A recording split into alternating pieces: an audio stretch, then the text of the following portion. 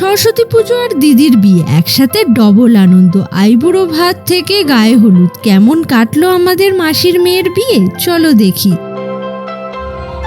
আগের দিন দুপুরে আমরা পৌঁছে গেলাম মাসির বাড়ি। আজ দিদির আইবুড়ো ভাত, সবাই আশীর্বাদ করছে আর দিদি খাচ্ছে। তবে একটা টুইস্ট আছে, দিদি নেল এক্সটেনশন করিয়েছে বলে নিজের হাতে খেতে পারছিল না, তাই আমাদের ছোট বোনই ওকে সব খাইয়ে দিল। দিদি বোনের এই বন্ডিংটা জাস্ট সেরা।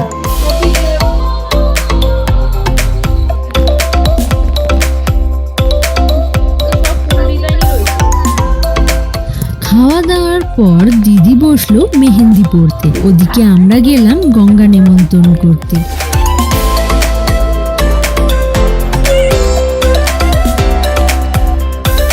মাসি গঙ্গা মায়ের কাছে আশীর্বাদ চাইলো। ফেরার পথে নিয়ে এলাম বিয়ে শ্রী।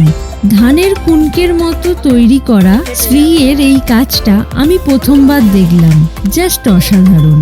পরদিন সকাল সকাল অধিবাসে দিদিকে দই চিড়ে খাইয়ে আশীর্বাদ করা হলো। তারপর আমরা জল সইতে গিয়েছিলাম, কিন্তু কোনো ফুটেজ নিতে পারিনি। আজ তো সরস্বতী পুজো, রাস্তায় কত বড় বড় ঠাকুর দেখলাম, কিন্তু বিয়ের চাপে পুষ্পাঞ্জলি দেওয়া আর হলো না।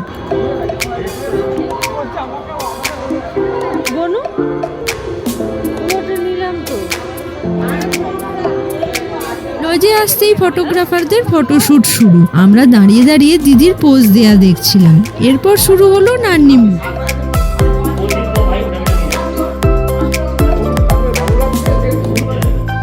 আমি কুমারী এও হয়েছিলাম, তো আমরা সব এওরা মিলে দিদির মাথায় হলুদ ঠেকিয়ে নিয়ম পালন করলাম।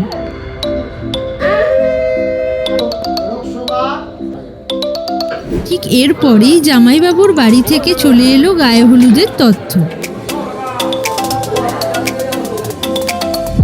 সবশেষে এলো সেই মাহেন্দ্রক্ষণ, গায়ে হলুদ। আমরা দিদিকে রেডি করে দিলাম। দিদিকে হলুদ শাড়িতে কি সুন্দর লাগছিল।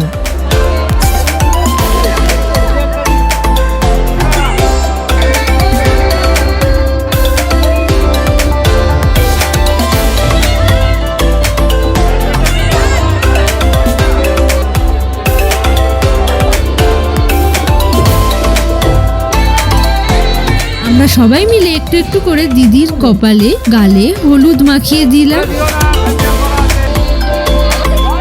গঙ্গার জল দিদির মাথায় ঢালার সাথে সাথেই শেষ হলো গায়ে হলুদের পর্ব। গায়ে হলুদ তো হলো, এবার আসল বিয়ের পালা। সেই ভিডিও আসছে পরের পার্টে। ঝটপট সাবস্ক্রাইব করে রাখো যাতে মিস না হয়। দেখা হচ্ছে পরের পর্বে।